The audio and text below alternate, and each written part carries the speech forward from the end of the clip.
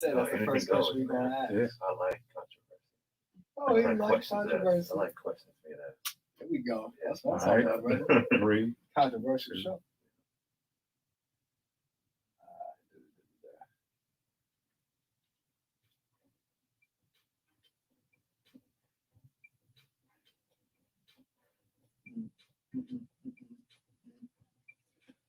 Hey, what's going on, everybody? You're listening to KGBC 96.9 FM Oakland and streaming online at www.kgbc969.org. This is the Anything Can Happen show with Kenya Asa, Quasi Dreams, and your man Cat Fitness. Yeah. Woo! We're Man, in the building. we have a local legend Wow. in the building. Wow. You know, and I'm not hyping it up because this man is doing amazing things in Oakland and just throughout the Bay Area. What? Yeah, so we're gonna give him his roses today. Like he's changed many people's lives, whether he knows it or not, every single day, every single week, maybe every single Saturday. What? Right? But I want my brother Quasi to give him a proper introduction. Absolutely. So I have the esteemed privilege of introducing our wonderful, wonderful guest, Mr. Nicholas Collins. If you haven't heard of him, but you've definitely heard of 510 Hikers. So Nick Collins is an Oakland native and founder of 510 Hikers. 8 years running, almost 10. Got to get that dime. 510 Hikers is a wellness group that originally created for people of color that has since evolved over the years to be one of the most inclusive and diverse groups of any kind anywhere. Now it's a recognized nonprofit, outstanding. Nick's mission remains breaking down the barriers between people of color and them enjoying time in nature and the great outdoors. So, Mr. Nick Collins, say what's up to the people. Hey, everyone. Thanks for tuning in. Thanks for having me as a guest. It's always a pleasure, brother. Certainly appreciative of the opportunity to share what 510 Hikers does, as well as sharing conversation with two educated men of your stature. Oh man, I mean, Cat over there educating him up. No, so Nick, I want you to just talk about. We're going to start off with you just a little bit, right? You know, because to get to where you're at, you know, inspiring, motivating people, educating people on a weekly basis, it had to start with you, right? What initially got you focused on, you know, your health journey, mind, body, and spirit? Was it something that you started off at a very young age? Or was it something that, you know, eventually you got to a certain point in life and you needed to make a certain kind of change? Sure. And, you know, first and foremost, it actually didn't start with me. I think it started with my dad. You know, I think that he planted the seed years and years ago when I was a teenager, and I didn't want anything to do with the outdoors. Wow. I wanted to be in the gym playing hoop. Wow. You was a hooper back then. I thought I was Scottie Pippen. Okay. So, you know, he would drag me outdoors. He'd, you know, drag me to the pool over at Holy Names and hang out. And, you know, little did I know that would be effective later on in life when I did feel like there needed to be a change made in my health because I was, 30, 35, 36. I had finished, you know, my running days way past Long Beach State running for them. So kind of, what was you doing out there? Was you like, running the long distance? Was you a sprinter? Tell us a little bit about that. As a matter of fact, I was running a little bit of both. I was a middle distance runner. And in that, you know, you do a little, you know, workout where you're on the track one day and the next day you may be in the hills. And I remember early in the season, my coach would have the entire team, whether it be the sprinters or the distance runners, in the hills running sprints. Wow. In addition to that, I remember watching an old video of Roger Craig and Jerry Rice. Jerry Rice used to run them hills. Yeah, and I don't know if you two saw that same video, but those two guys were at the time, early '90s, mid '90s. They were two of the legends, in shape, year-round guys, and they again religiously were in the hills. You know, it's so funny. I've heard stories about some of the top athletes, right, going out there with like Jerry Rice and running those hills. Yeah. And they were like, I don't know how he does it. Yeah. Like, I don't know how this brother, like, he goes out there and he attacks those hills. Right. And to the point where, you know, many dudes threw in the towel or just went out there once and never came back type thing. Right. And Right. what made you kind of accept that kind of challenge? Mhm. Like to Physical challenge. yeah, that Extreme physical challenge. because it's not only physical, it turns into a mental challenge. You know, you mentally test yourself when you do things like that. Yeah. Well, without a doubt, there's certainly a mental challenge aspect of it, and I embrace that. You know, I enjoyed that challenging of myself, and that's not for everyone, but you know, for myself, I certainly enjoyed, you know, this conversation that happens when you're like up halfway up a hill and you're like ready to quit, Right. and you that voice comes out of you that you don't hear like this sitting on the couch, you know, watching, you know, BET live. You know, you hear it when you hear it when you quit, when you hear it when you want to quit something. You hear it when when it's required to have your grit come out and develop, because you know, that's the only way you're going to continue on. You know, that was something that I learned to hone in on. You know, when we're young, we're taught that, hey, if we have multiple voices in our head, we're crazy. You know, that's what they say. Yeah, that's what they say. However, I think it's you know, everyone who's ever walked up a tough mountain knows that you're going to hear multiple voices in your head as you're going up a mountain. 7. Yeah. And okay. Well, let me ask, because part of the purpose of the Anything Can Happen show, so our wonderful listening audience knows this, whether they're live on Instagram or catching us on KGPC 96.9. But they know that part of our mission as Anything Can Happen crew is to motivate, inspire, and really educate people on how to get to the next level of their lives. So I want to ask you, you know, being able to apply that mentality, that never give up mentality, what is something you tell yourself when it gets hard? That's a great question. Safe for radio. Safe for radio. Well, I tend to look back on moments in which I've had it tough. You know, I think that you count all trials as joy. I think we've heard. I think all of us who has any spirituality inside them have heard that before. There has been trials in my life, and in that sense, then, you know, when there's those moments in which I'm in the hills, or I'm, you know, climbing a mountain, then I think to myself, I look back on those moments that did challenge me, and say to myself that, hey, if I can do that, I can get through this. And I also have graduated into the idea that if I go through things that are tough, I'll grow and get stronger for it. So I'm okay with the trade-off of a little pain for ultimately pleasure or strength. Yeah, but you had to prove that to yourself once upon a time, though. It took that first experience to come to that realization. Like you said, if you were sitting around watching BET all day or playing games and stuff like that, you would have never challenged yourself. So when that moment of adversity came, it wouldn't have scared you. Fear wouldn't have came through you and kept you in that still kind of state of mind. Like, I don't like that. That doesn't, you know, you're like, no, this is a challenge. I want to attack this challenge. Or how about fear of failure? You know, a lot of us struggle with that fear of failing. And anyone who's ever lifted a weight in the gym, or anyone who's ever ran on the track, knows that you grow through failure.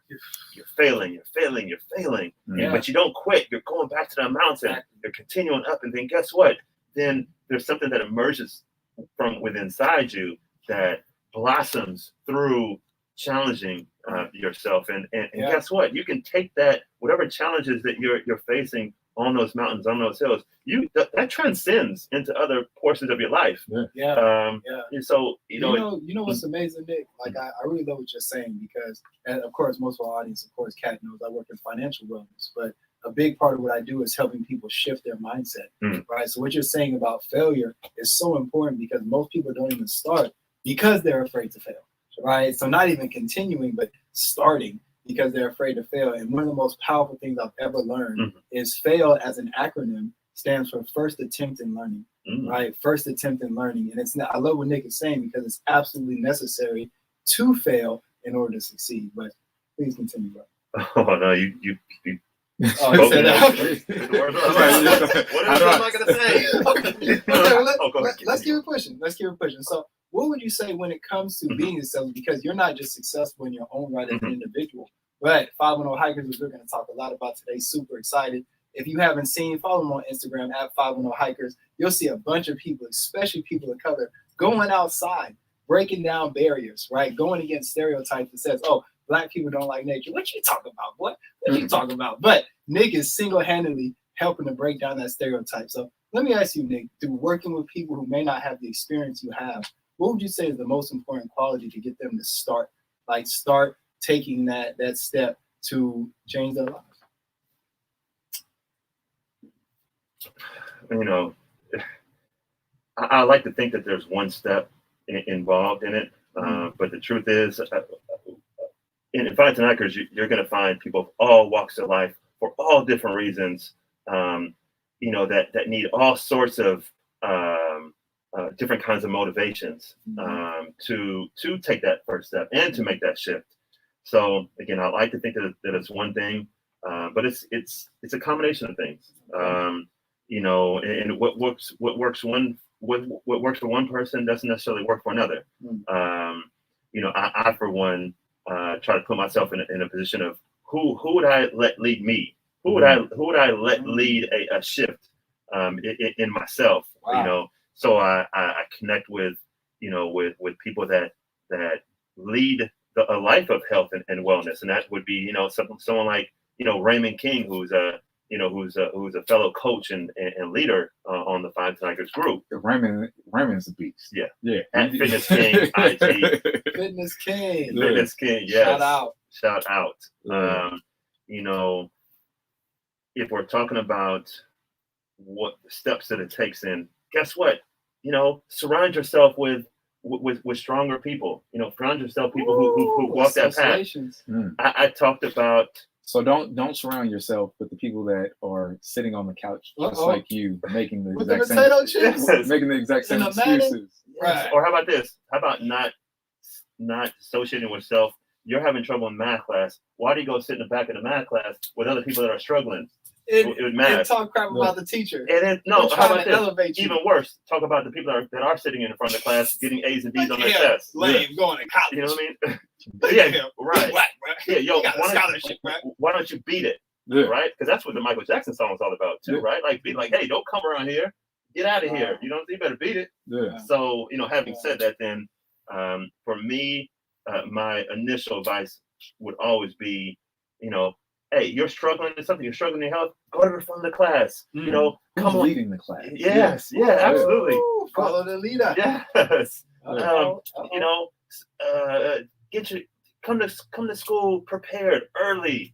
Raise your hand, ask questions. Don't be afraid to fail. Yeah. Don't be afraid to get the answer wrung. It's a lot better than. Don't be afraid to ask for help. Oh yes, I love it. Give me that. My goodness.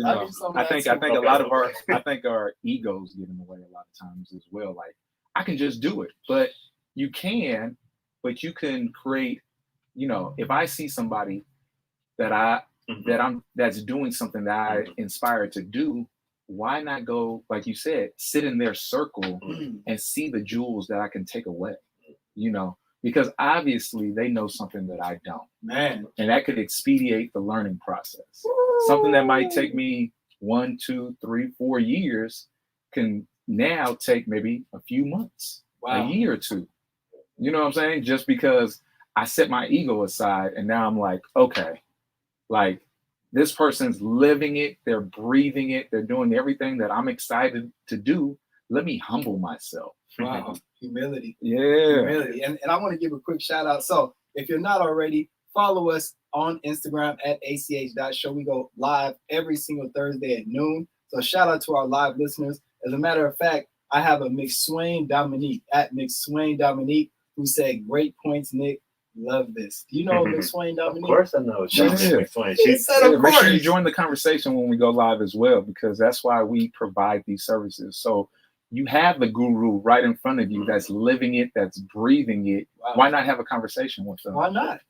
It's free game. Hey, and I tell you what, shout out to Dominic for sure. We went to Hawaii together this past year with 510 hikers. Wow, 510. We'll be in Canada, this year Oh, together y'all traveling with too. 510 hikers. So we ask people, we encourage people to brush the dust off their passports. Yes. Because we like the local hikes and everything, Yeah. great. But 510 hikers, we consider it, worldwide. We want to, worldwide. We want to, go everywhere and share, and show, create worldwide memories. Man, Yeah. how about 15 people standing strong, people of color on top of a mountain in Canada, taking pictures, taking a photo, for taking the IG shot, like that's viral. You know already. what I mean? The explanation, absolutely. That's powerful. But what's so interesting about that? Something that can be so simple, right? Mm-hmm. Now they go repost that picture that they took out of the country, enjoying life, experiencing life. Colored folks. And now somebody within their circle sees that. Oh man. And they have to question themselves. Oh right. Man. The Trinkle Effect from doing that positive act for yourself, how it bleeds into your family, your community, how it just continues to grow to parts where you may never even seen it. You know what I'm saying? By just organizing that. Now that one experience that you created that allowed people to step out of their normal comfort zone, saying that, no, the Bay Area, it's bigger than the Bay Area. It's bigger than California. Or even the people that the 510 hikers might run into on those experiences, on those hikes. How that can actually inspire somebody else. Like, why don't we have a group in Canada that does this? But watch this. What about not just people of color, but what about people not of color? What about white people who now have friends who are of color, and these white people are going hiking? They're like, wait a minute, black people hike too. Let me go ask my friend if they want to go hike too. Exactly. I thought I was scared outside. Right. Yeah. Exactly. That's not the case. Without it, I like that you said that. I went on a trip just not too long ago out to Arizona, hit up a couple trails. Okay. Yeah. Within that next month, I saw maybe 4 or 5 different posts of hikers that were in on those exact same trails. Yeah. Didn't even make a mention of 510 hikers. And that's perfectly fine. That's because fine, but it's that trickle down effect. Exactly. It is that impact that creates like this big punch. Yeah. So you think to yourself, okay, well, 510 hikers, I only got about 50, 60, 70, 100 people out on any given week. That's not that much. I mean, I go to Raiders game, there's 70,000 people there, right now. Right. But like you said, maybe a picture's posted that someone else sees, and and they're like, oh, you know what? They out there. I'm thinking about maybe I'll do it. Why not? Yeah, or do something. And here's another quick story, and that is, not too long ago, I'm talking to someone at the grocery store, just casual conversation, and I don't think she had any idea that I was a hiker at all. She just happened to be a young lady I met in one of the aisles at the grocery store. Okay. Conversation within 3-4 questions of her, of us going back and forth, she asked me, do I like to hike? She smelled it on you. Maybe 5-6 years ago, that would never have been I never would have heard that question. Do I like to hike? What? Yeah. Now it's like, maybe it was, do you like to go to the bar? Do you like to go drink? Yeah. Now it's, do you like to hike? Do you like to get outdoors? And inside I was smiling because I thought to myself, I had that vision in my head of like, she's seeing us outdoors. She's seeing us climbing mountains. She's seeing us looking good together out there. Radiating. Yes. Yeah. And that trickle down effect has, and it's why the 510 hikers will think that I'm sounding like a broken record, but I'll continue to promote sharing the hikes, sharing photos, posting pictures. So this is my question to you. Okay. You've been doing it for 8 years, right? On any given Saturday, like you said, it could be 20, 50, 100 plus people out there, right? What did that first one look like? Wow. How many people showed up to that first hike that you said, we're going to organize this and put this together? Yes. Krishanda Williams was the first young lady. Krishanda. when the first young lady who came to the hike, the first hike that I advertised was to Mission Peak. One person showed up. So one person showed up, and guess what? Wow. She hadn't even got out of her car. Wow. She was in her car, and she looked like she was like looking at oh, what this is? Who else is gonna be here? And I saw her eyeballs, and I was like, you know what?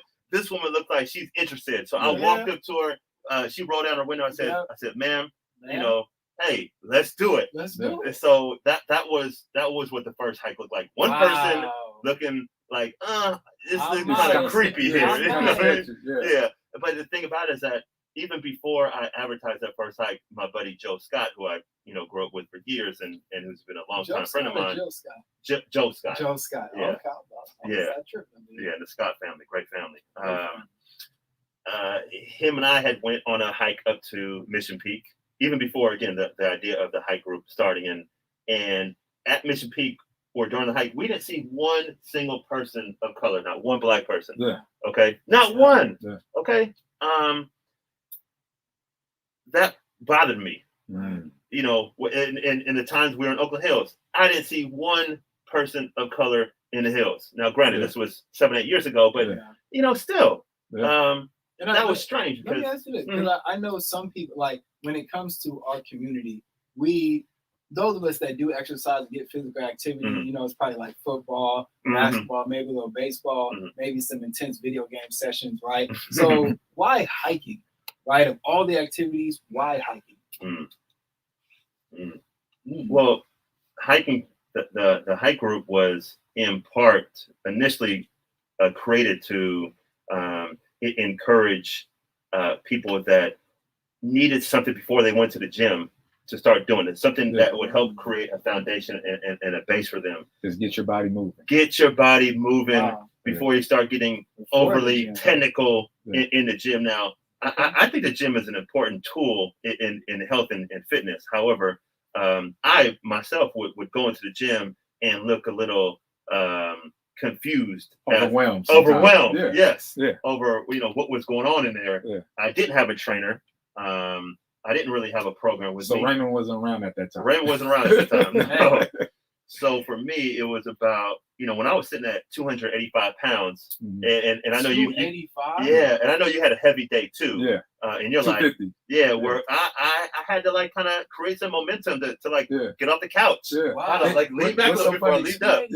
Yeah. So what are you, like 6'3"? 6'3". 6'3", so 280, and I'm 5'9" on a good day. So so 250, you could, that's a good amount of weight, extra that's weight. Significant. And I mean, the people listening to us on the radio, like, y'all don't see Nick looks like lean and mean. He looks like light-skinned Scottie Pippen, right? So that's phenomenal, right? Congratulations. Yeah. So back to what I was asking you. You had that one person come out, right? This is the first one. Yeah. How did you not allow that moment to say, oh man, I thought it was going to be 10, 15, 20 people out here at least, Oh, man. How did you let that one person be like, okay, well, let me do another one.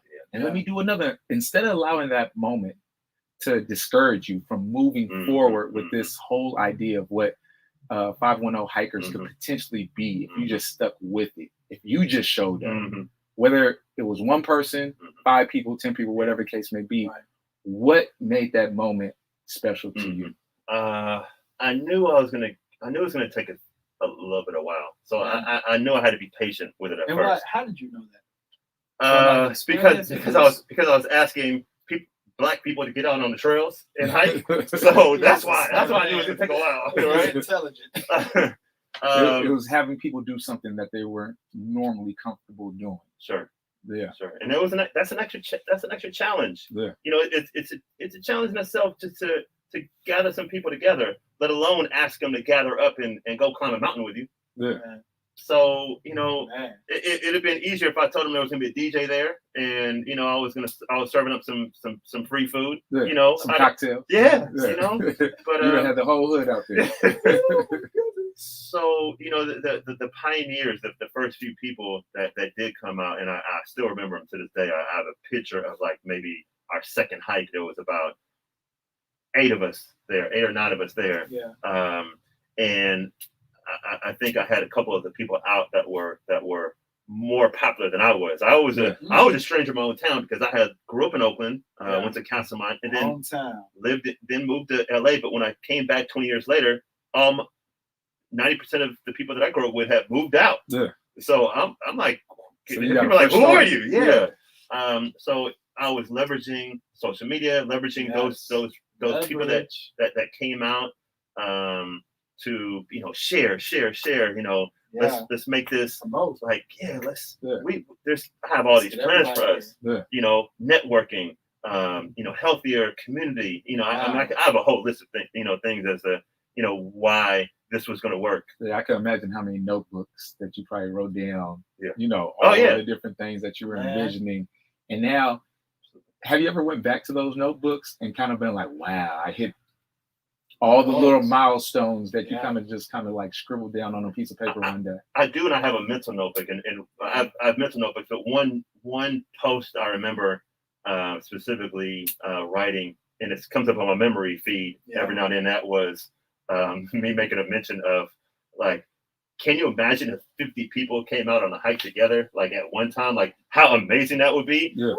And now we've had hikes with almost 200 people. Yeah. So, I always smile when that memory comes up because it reminds me of like how much this has grown past even my own vision of what the group could be. So God's vision. Yeah, absolutely. I like that you said it because it has taken over from what I initially thought it would be, and that would be, a way to get first timers out, maybe have them start doing group training, and then it turned to be like, this isn't even about mine. This is a movement. This is a community, and I got to take my hands off it as in that sense and see it as let the community develop and that's required growth from me too because. Hey, it's hard it's hard when you get so many people from so many walks of life and so many reasons that want to come out and I'm this ex-athlete and I'm like, let's go kill, let's go kill this mountain. Exactly. And everyone else is like, oh, this bird is so beautiful up here. I had a long weekend. I really just want to take a breath.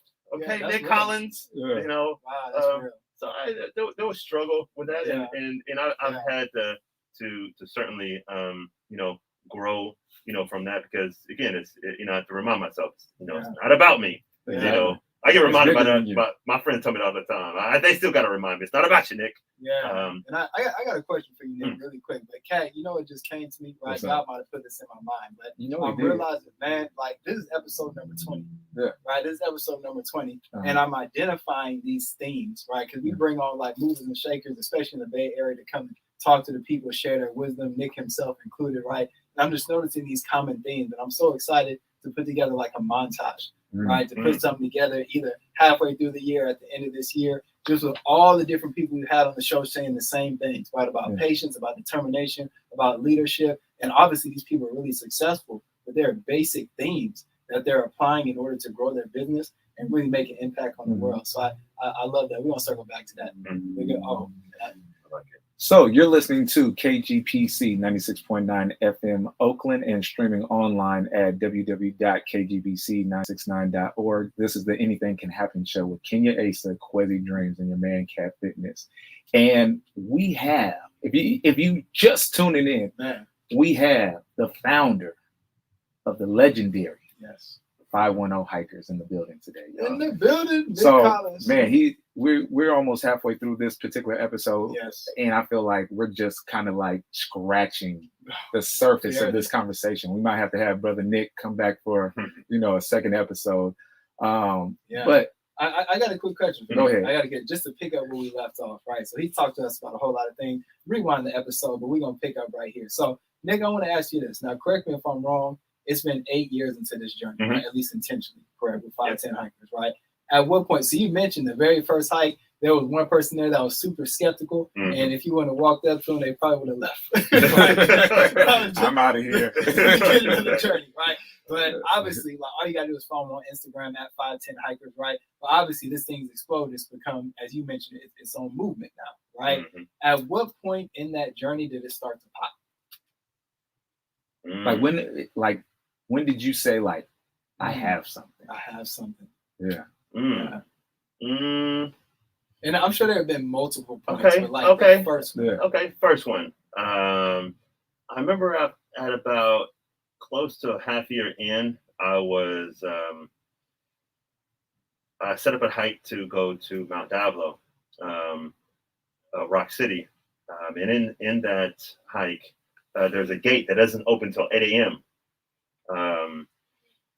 When I pulled up, there must have been 45, 50 cars already lined. I pulled up around 7:45. There must have been about 45, 50 cars already lined up at the gate, waiting to get in. Did you know, like from previous like events, did you expect that kind of turnout that day? I didn't expect that turnout that day. However, I knew those cars were 5-10 hiker cars. Wow. And I thought to myself, man, like if my dad like would have saw this, Man. you know, or if I can't even imagine like the feeling of like, guess what? I get to go hike now. I get to go into the mountains, and guess what? I don't have to abandon my own people. Yeah. I get to be with my friends. I get to be with people that look like me. Yeah. And though for me, it may not have been that. That's not maybe the highest thing on the totem pole, but for other people, that I know that was very important for them to feel like I can be somewhere and feel like people that look like me that are from my own neighborhood are there. That's huge to them, and it felt good for me because I know I know it felt good to other people. Yeah. Wow. And to get to that point, I think the consistency of you showing up, the consistency of you showing up every Saturday, regardless rain, sun, whatever the case may be. Because I've even seen y'all out there, under different conditions. Yeah, I've been out on one of your hikes when it was like sprinkling, and then I think at the end of the hike it almost started hailing. But it was like the energy that all the individuals bring to this movement that you've created is just amazing. Like it's such a family welcoming kind of space, as you got to those points, you're like, you're one man, right? Now you're in front of 40, 50 people. When did you have to say like, oh, I might need a little bit of assistance. Like I might need some help, like managing all the different kind of people that are out there? Because like you said, you have like some people that are like the cheetahs that want to go out there and just run the trails. Yeah. You have some intermediates, and then you have some people that just got off the couch like in the last 20 years. When you're like, okay, who do I focus my attention on? Wow. I might need some help. Yeah. When did you start building the crew? Because it's a family out there. Like you said, Brother Raymond, I know has been a huge part of your success in the last couple of years at least. But when did you start saying, I need other elements to kind of complement what I got going on? Very early on, when I was reminded that everyone doesn't hear my voice the way I hear it. When I realized early on that people needed to hear another voice, maybe a little softer voice, or just a different voice. And that takes a level of selflessness, humility. Humility. But from early on, I had, I just got so lucky with finding people like Davion. This guy is like the best of people. He'll be in the front if he needs to be in the front. He'll be in the back if he needs to be in the back. I mean, absolutely. And he's been a pillar to the community as a gentleman, and as a good guy for forever. I see him on a hike this past week. I happen to be out of town, but I see pictures of the hike, and he's in like 3 different pictures holding people's hands, like helping them through like the mud. Wow. He's just a gentleman type, and so I had Stu Stanfield, and which was one of our hikers that came in about 5 years ago, lighter skin, really strong hiker. I'm sure you ran into her before. Really strong woman. To have her as being one of the coaches and leaders of the group, I mean, how lucky do I have to have like people like Raymond and a Sue and a Davion, and those people who have either continued lead or have led in the past and now are just like unsung, unmarked leaders. They just come. Are these people like paid, or is volunteer work? Good question. It's all voluntary. It's all voluntary. And guess what? Wow. I know, but guess what though? There is pay for it. Yeah. You know that payment isn't, that isn't the bank account, payment, but I think Like the you two can social realize like contract, that karma. absolutely, Yeah. absolutely, and that's been huge. Wow. I've tried to do what I can for the leaders of the group, but a Raymond King, if I told him I was going to get him a pair of shoes, guess what? He'd tell me to give it to somebody else. Yeah. If I asked it to give something to any of the leaders, 90% of them would always tell me, hey, give it to this person instead. Yeah. Give it to that person. I just had an instance where Raymond and I just tried to give a pair of shoes to a buddy of ours, Todd, who's a longtime hiker with us, and what does he do?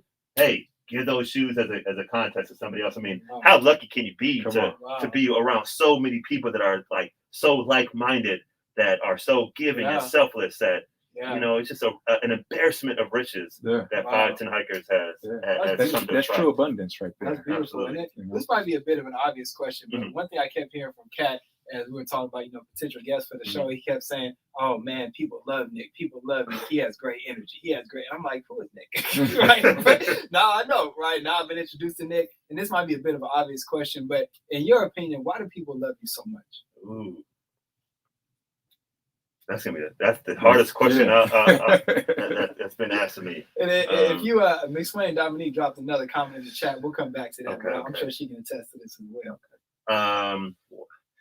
I would like to think people love me. For the few people who do love me, I would like for them to love me because, for the most part, I try to be authentic. Mm-hmm. I would say genuine. Yeah. I try to be genuine. I try to be fair. Yeah. And I want people to I like people that are like that. Yeah. And I want people to like that from me, not because I've sold them on me being a nice guy. Because I tell you what, I have my bad days. Oh yeah, we all do. Yeah, certainly. I make my mistakes. I consistently. That's one thing I'm consistent But about. I think too. at the point even where you're at in your journey, Mhm. it's knowing how to bounce back from Mhm. that energy shift. Mhm. I wouldn't even call it a bad day. It's just a shift of energy Sure. to remind you of all the blessings that you truly have. Yeah, certainly. And sometimes I know just with myself, Mhm. when I would feel that shift, sometimes it would take me a little bit longer to be able to let that go and be able to move forward. But as we grow and the more time we spend with people that are like-minded, you begin to see all the beauty in life, right? And the things that do hit you, you look at it and it's like, my cup is pretty full right now. Like, I can let this little thing kind of make a shift, or I can just like, let it go and just move forward. Go ahead. And another thing, I like to think that if you take the need for being liked and being loved, if you release that, then genuineness can emerge, authenticity can emerge, and then you allow people to like you for who you are, and I'm okay with people that don't like me. I'm okay with that too. But what I enjoy most is the feel like what I am saying is affecting the community that I grew up in, and that the community that I didn't have these opportunities when I was young. And so to provide that opportunity for other people think to themselves, well, aren't you getting paid for this? Well, yeah, I am getting paid a whole bunch for this. You know what I mean? Relationships, love, just things real that you currency. can't, real currency, things that you can't put value around. Absolutely. Wow, that's powerful. Now, keep in mind, I will say we have a couple, key sponsors. There we go. One the real money. Yeah, well, the other money. Yeah, well, one of our partners, that just started last year, REI has been huge for us. I mean, come on, REI is the leader in outdoor recreation equipment. So for them to reach out to us, they reached out to you. Yes, Impact. Put a signature on a piece of paper and tell you to cash that check. And all we want you to do is continue to do what you do. Exactly. All we want you to do is we bought into the 501 hikers because what you do is in line with our culture, and our culture is bringing down the barriers of exclusion in the outdoors, and we want the outdoors to be more inclusive. And guess what? You can help us in a way that we can't reach the market that we don't necessarily know how to speak their language. Because we're sitting up here in a corporate office on the 50th floor in San Francisco, and but you're on the street, like you're in the community, and you can touch people that we can. And I do the same thing with hikers in the group. I reach out to certain hikers in a group, and let them know, hey, you can reach people that I can't reach, because people might see me and they think they see Scottie Pippen. They don't see 285-pound Nick. They don't see 285-pound Mario, and that's in part what can make a great leader, and that is we've walked in a lot of these people's shoes. I've walked in the cheetah shoes. I've walked in the slow walker. Not the slow. What do we call them? The snail shoes. I've walked in all these different shoes before, and allows me to be able to connect. And that's in. And then, hey, how about include the fact that I grew up in a multicultural home? So I grew up both. So in that, then if there are people that like me, then I think some of them like me because they know that I can talk to different people. I'm shiftable. If that's even a word. That's powerful. Today it is. It is. Let me ask you this, because that's a perfect segue into, like, this is a question that we always ask. We do our best to ask every single guest, especially if they have a business that's either just beginning or getting towards the next stage. But when you talk about legacy, right? Like, what is the legacy that you plan to leave behind when it comes to what people will remember about 510 hikers? Sure. I think the legacy is best implanted in other people's memories. Like, they'll remember those hikes that they went to with 510 hikers 2-3 years ago. I was about to say, we could share the story with our studio manager, Miss Felicia. Felicia was like, man, I remember that hike, and it was probably like at least like maybe 3 years ago. 3 years ago. Wow. 3 years ago, Miss Felicia, our studio manager, went on the hike with the 510 hikers, and to this day, it's imprinted into her mind. You know what I'm saying? Like, she remembers that day clearly. Because as soon as she saw Nick, she was like, I remember you. But how far into the journey of your group were you confident allowing to step away and allow somebody like so when I first came across a group, you weren't even there. Right. It was Brother Raymond. That was, I don't know if he was the organizer that day or running it, but he was one of the faces that was there.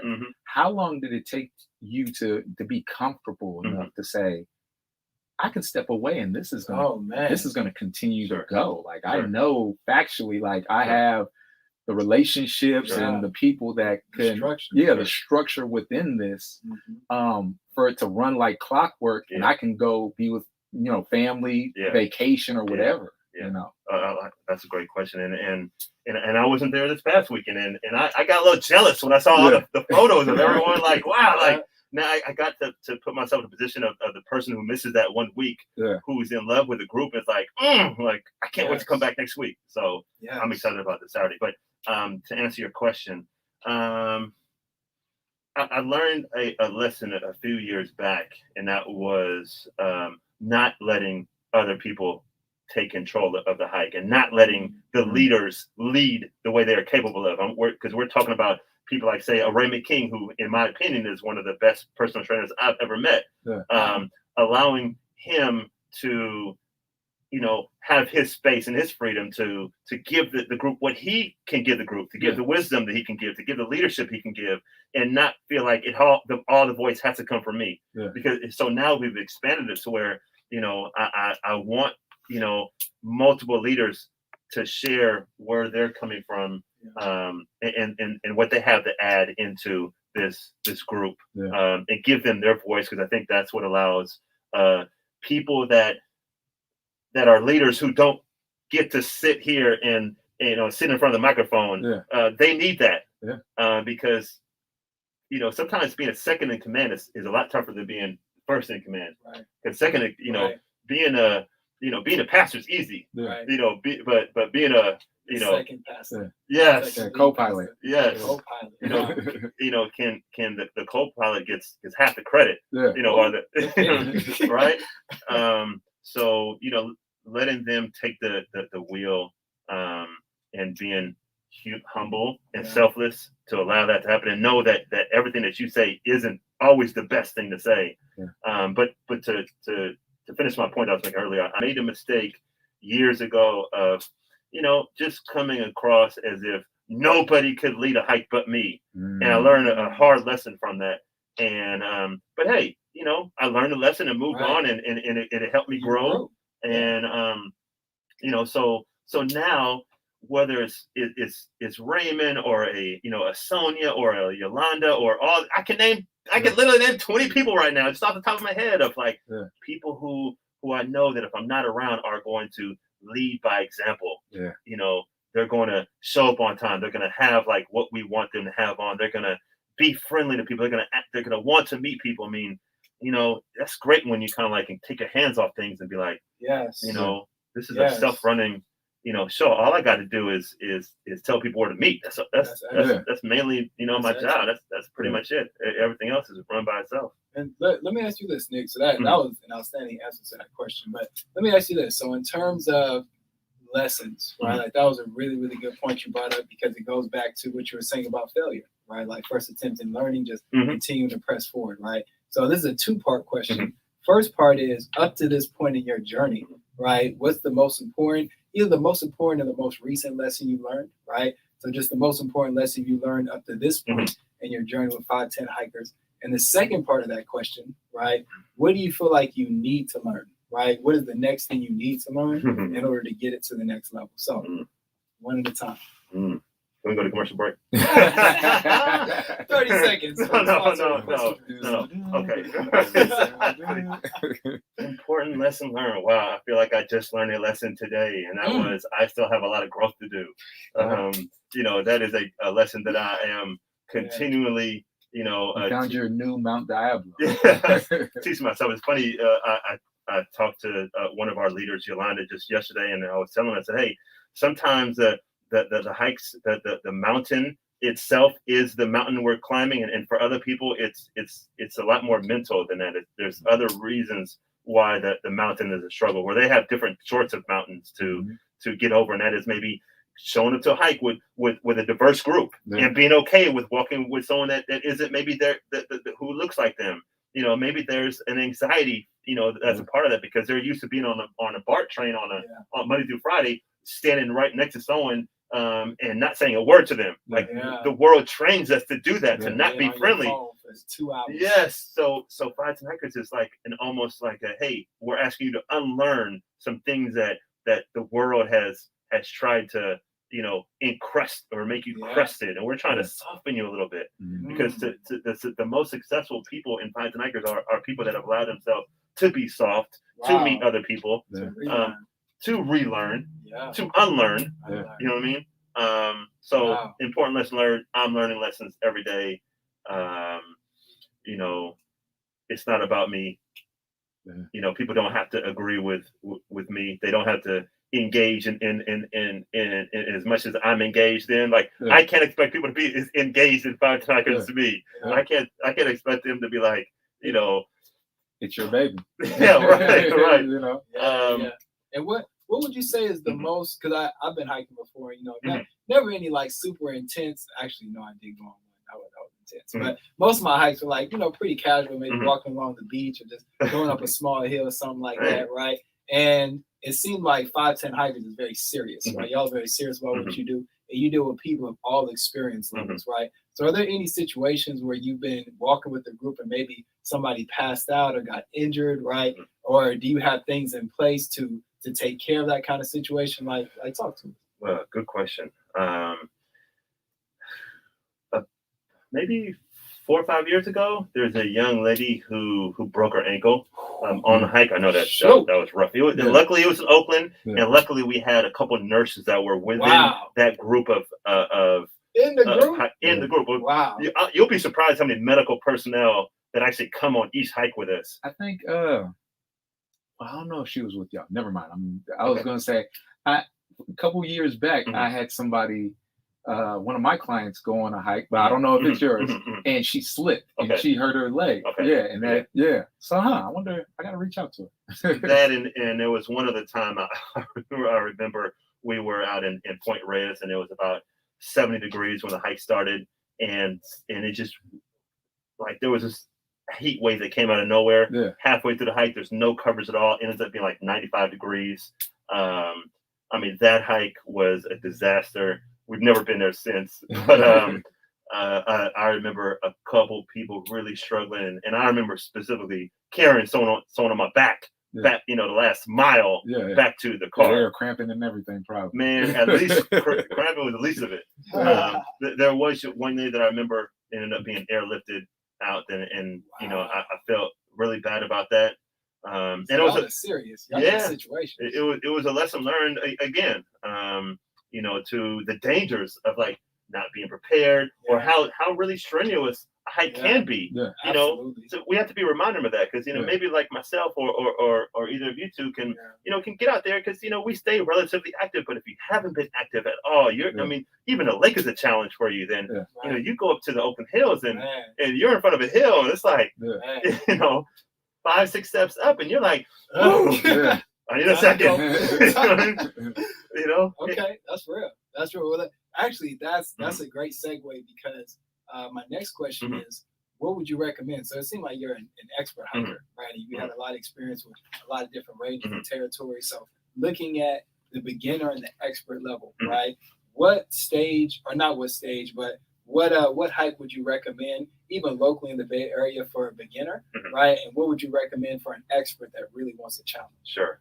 Well, park-wise, I certainly recommend two jewels that we have in Oakland, and that being Joaquin Miller and Redwood Regional. I remember I went on one of the hikes with you. I know you probably been out there multiple times.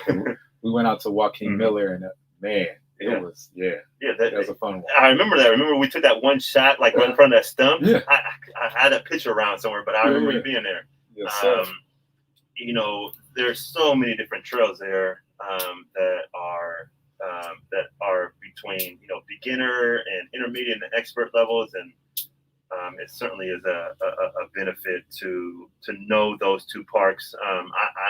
My mom just recently stopped hiking one Bayview Trail, which is at Joaquin Miller.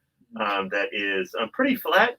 But it's great for beginners. It's right off Skyline Boulevard. It's about a 2-mile out hike and 2-mile back. So close to 4 miles. It's pretty flat. It's shaded. There's trees. There's, that's really helpful for someone who just Have getting you out ever of. thought about creating a hike app? Ooh. We're gonna need some credit on that one. Right. Similar to say like an All Trails. Maybe with your little kind of twist, certainly. Things that you've learned and things that you may feel like are very important. A green book for Black hikers. I would like to do something like that at some point. I think that'd be a great idea. All Trails is at this point an app that we use, and it's trail friendly. It's helpful, and it's something that we encourage our hikers to use. We think it's important for hikers to show up on the trail with a map. Yes. That's certainly helpful. Yeah. So great point.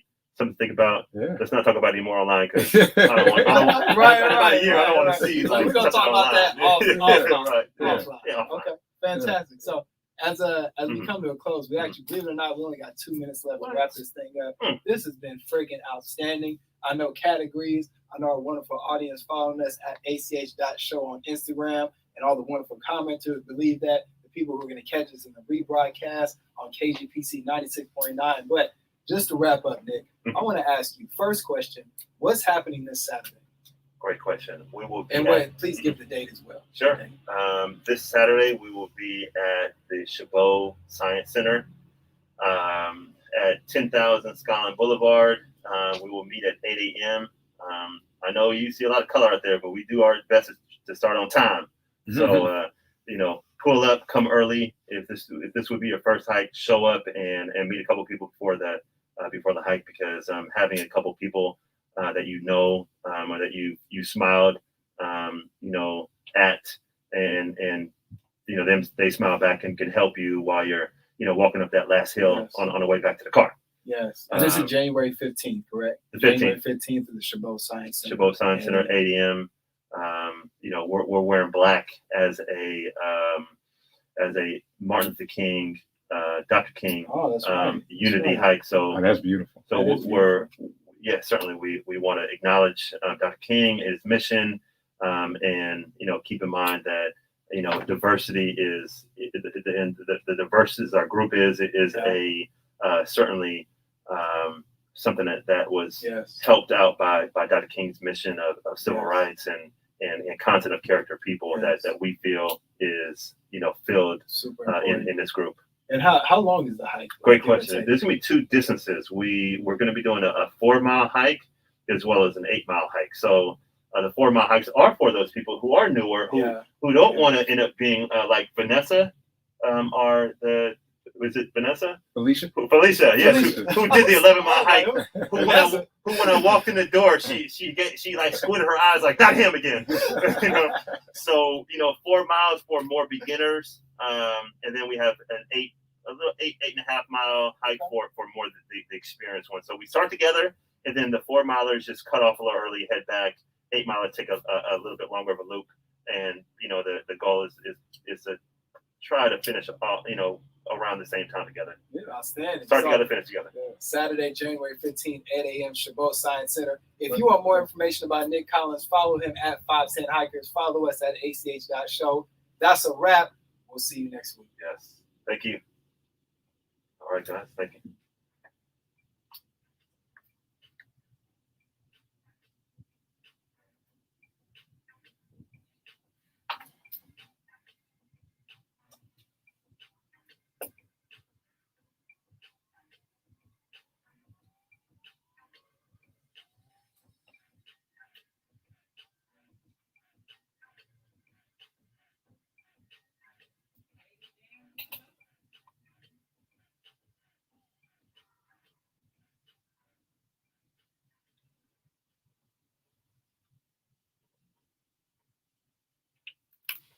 That's it? What happened? That was a wrap. What happened? I was gonna pot up the music before you guys. Okay. All right. So how should we do that? Like, Kat, you got anything or what do you want me to say to end it? How are you gonna end it? No, you end it, but let me pot up the music. So while you're saying it, the music is going. For sure. Yeah. Okay. Man, time flew. It did. That was outstanding. Man, thanks guys for that. That was outstanding. Good. Oh, we're gonna do